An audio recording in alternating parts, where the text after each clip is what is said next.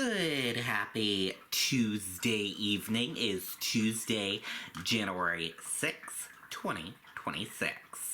I'm Riley King, and welcome to this Tuesday evening edition of WRMK News 12.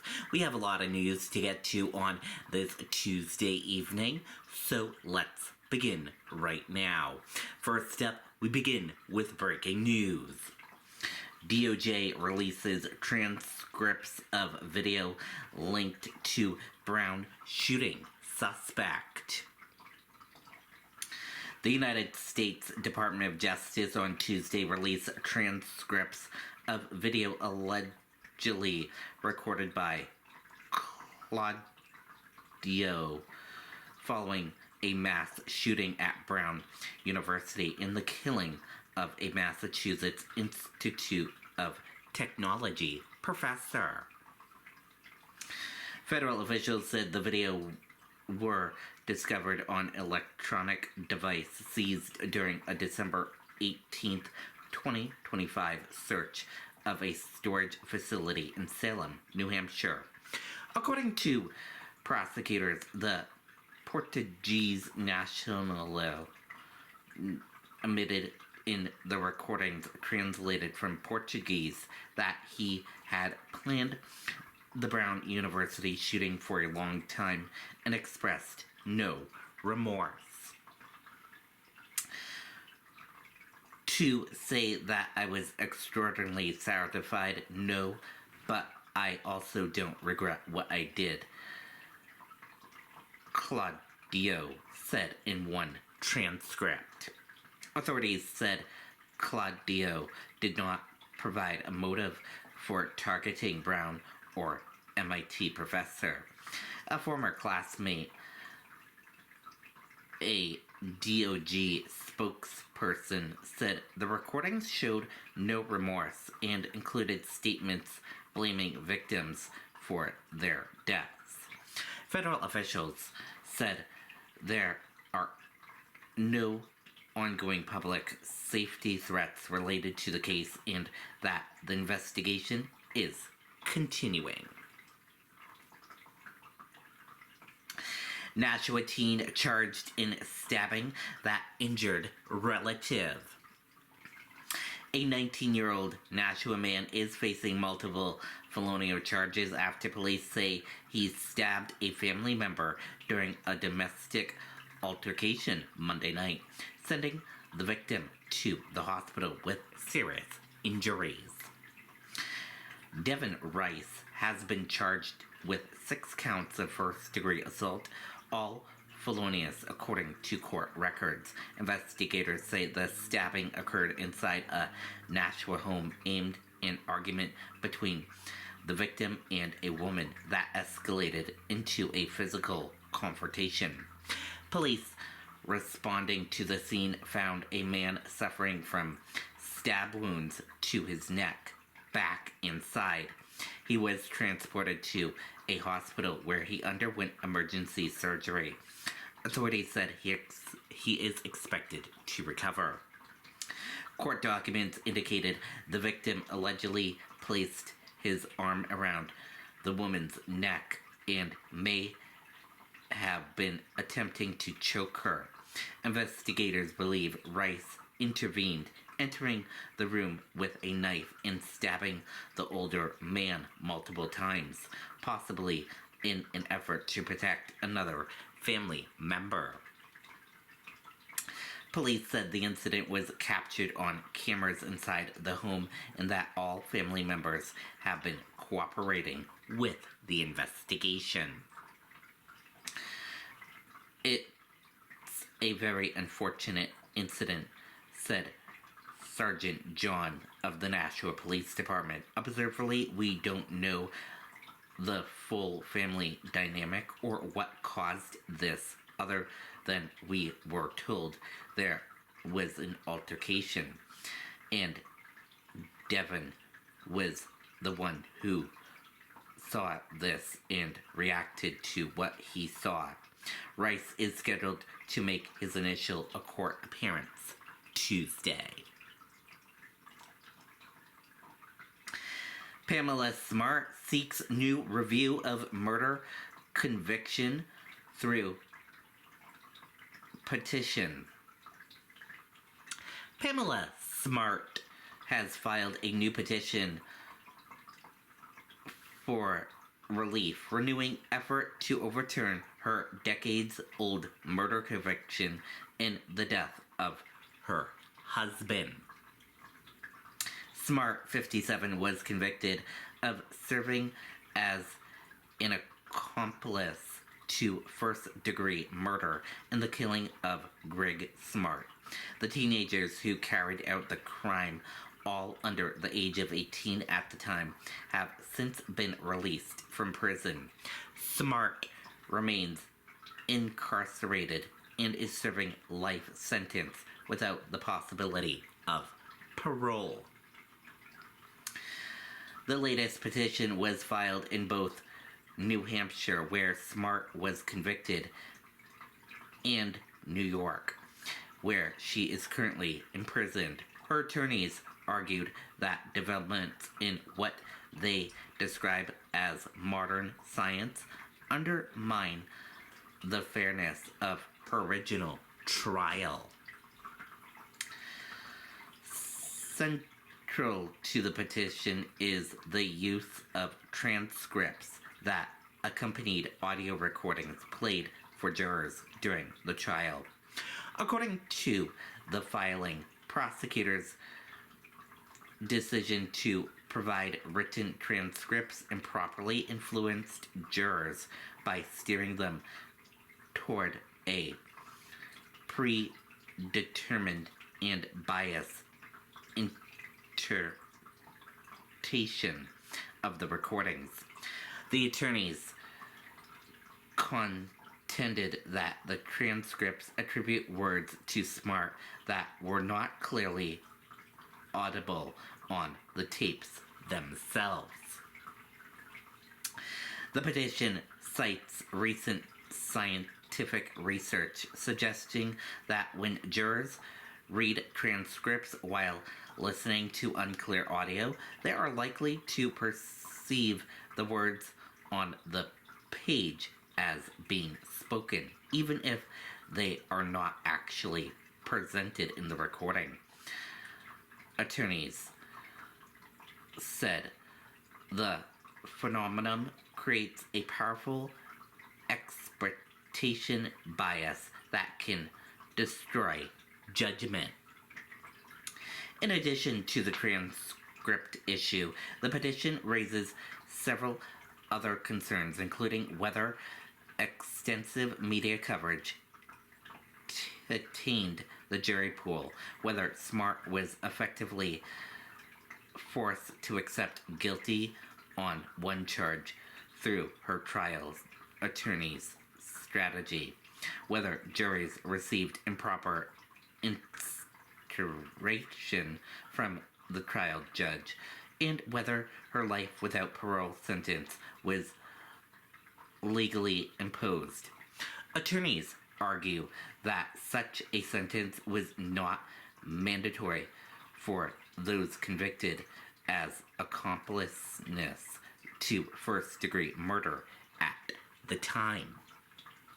Smart's latest legal filing follows another setback last year when New Hampshire's Executive Council denied her request for pardon hearing as part of a bid to have her sentence commuted. Over the years, she has made multiple attempts to secure release from prison, all of which have been unsuccessful.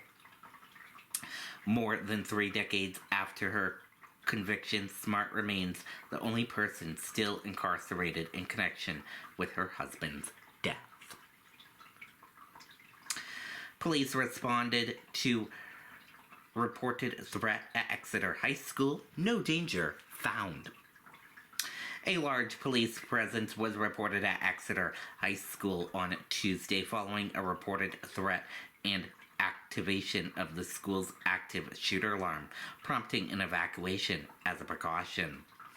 Authorities said the Alice Alert system, which signals to potential active shooter situation was triggered, but the alarm was later determined to be false activation. As a safety measure, students and staff were evacuated from the building, where police conducted a thorough response. Officials confirmed that no active threat was found and that the situation was quickly brought under control. Police remained on scene for a time to ensure the school was secure and to investigate the cause of the alarm. School and law enforcement officials said there was no danger to the public and emphasized that the response was precautionary. Here is a press release from the Exeter, New Hampshire Police Department. Earlier today, Exeter Police Department responded to an activation of Exeter High School's Alice alarm system. At the same time, our communication center received multiple text messages to 911 reporting an active shooter inside the building. These reports were further supported by incoming calls, which together triggered a large-scale police response to the high school. Upon arrival, officers quickly coordinated with senior educational staff and immediately began a systematic search of the building. Within approximately 4 minutes, law enforcement personnel determined that the alarm activation was accidental. Out of an abundance of caution, officers continued to sweep the building to ensure the safety of all students and staff. We cannot say enough about the response of the students and staff at Exeter High School. They followed procedures, remained calm, and acted without hesitation. If this had been a real incident, their actions would have saved lives. We would like to thank our partners at the Kingston Police Department and the Exeter Fire Department for their prompt response and professionalism. We are also grateful to numerous other law enforcement agencies that offered immediate assistance during this incident. This level of cooperation highlights the strong partnership in place to keep our community safe. The safety of our schools remain a top priority, and we appreciate the continued support and vigilance of our community. New Hampshire home prices reach new high as growth shows signs of cooling. New Hampshire housing market set new price records in 2025, even as analysts report noticeable slowdowns in pace of increases. The median price of a single home climbed to a record of $535,000 in November, according to data from the New Hampshire Association of Realtors. While prices continued to rise, the organization noted that the rate growth was the slowest seen in the past decade. Despite the easing momentum, affordability remains a major concern. The association said the state matched a previous record for its lowest level of housing affordability, underscoring the ongoing challenges facing prospective buyers. Price towards varied sharply by region. Home values increased by more than 6% in Carroll, Grafton, and Merrimack counties, reflecting sustained demands in those areas. In contrast, prices declined in Coos and Sullivan counties, highlighting uneven conditions across the state's housing market. Flu activity surges to very high levels in New Hampshire after the holidays.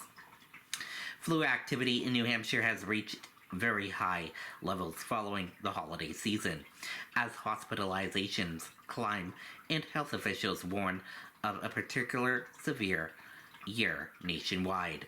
At least 6 people have died from influenza in the state so far this season.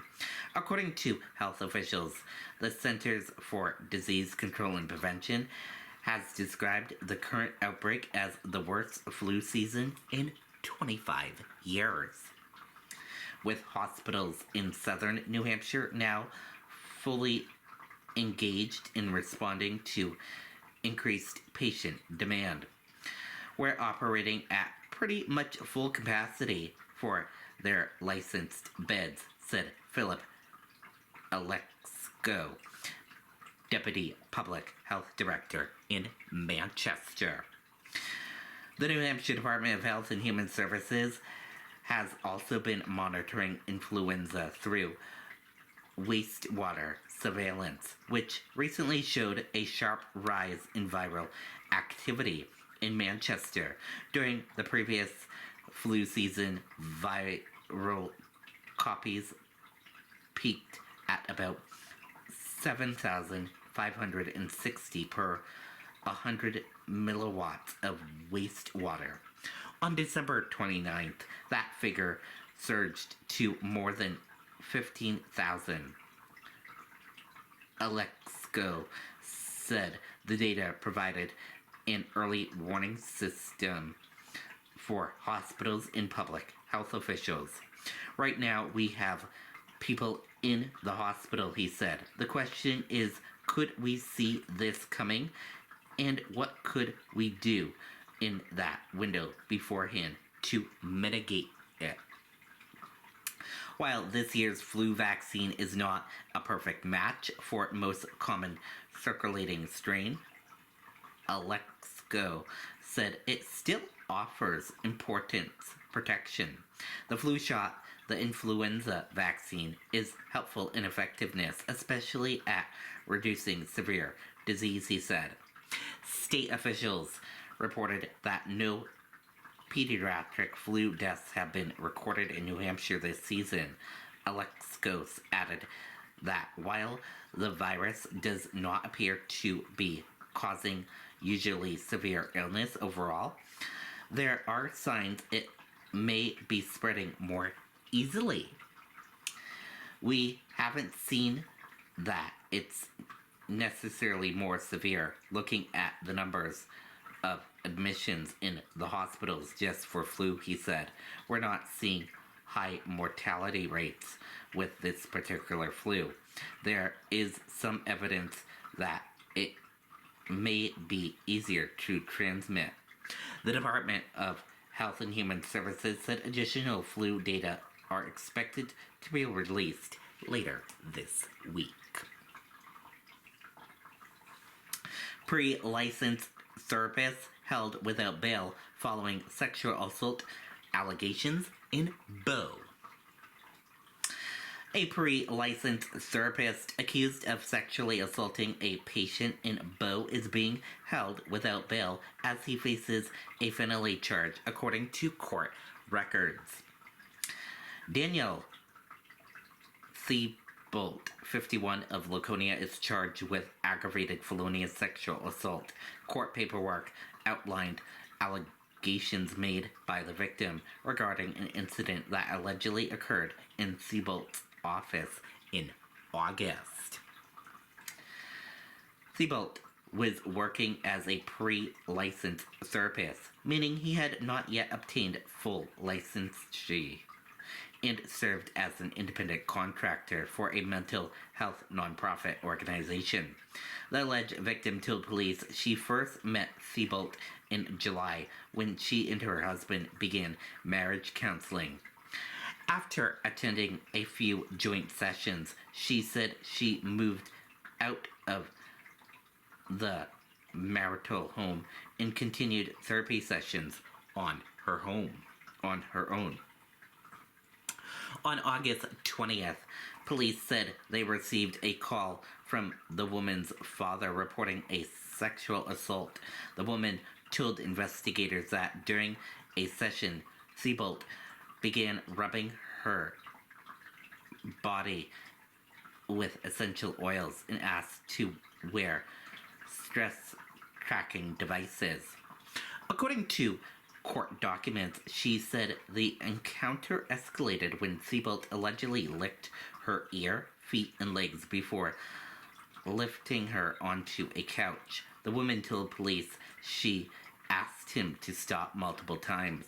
She said Thibault told her he was trying to make her feel beautiful again and expressed that he was attracted to her.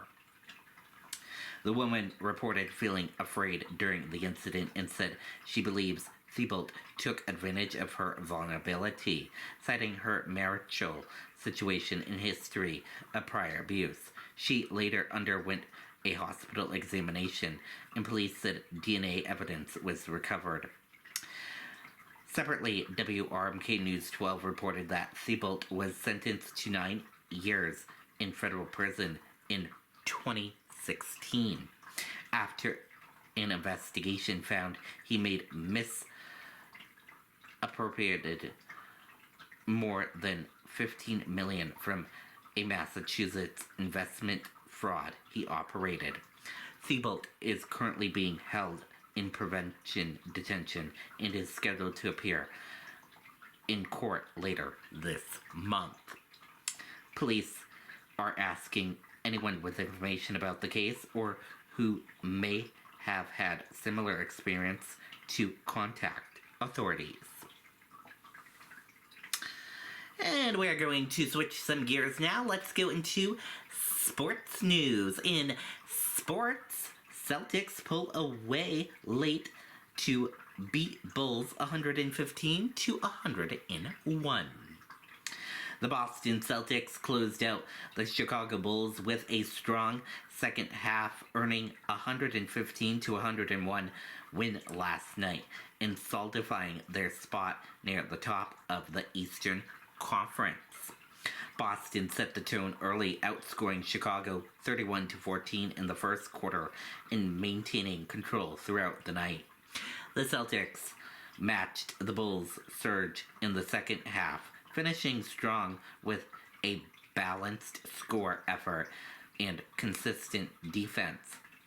Chicago tried to really rally behind a 34-point fourth quarter, but Boston's steady production in all four quarters provided too much to overcome.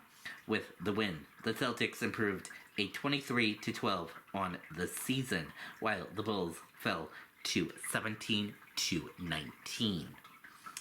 Boston now turns its focus to build momentum as it continues its push near the top of the conference standings.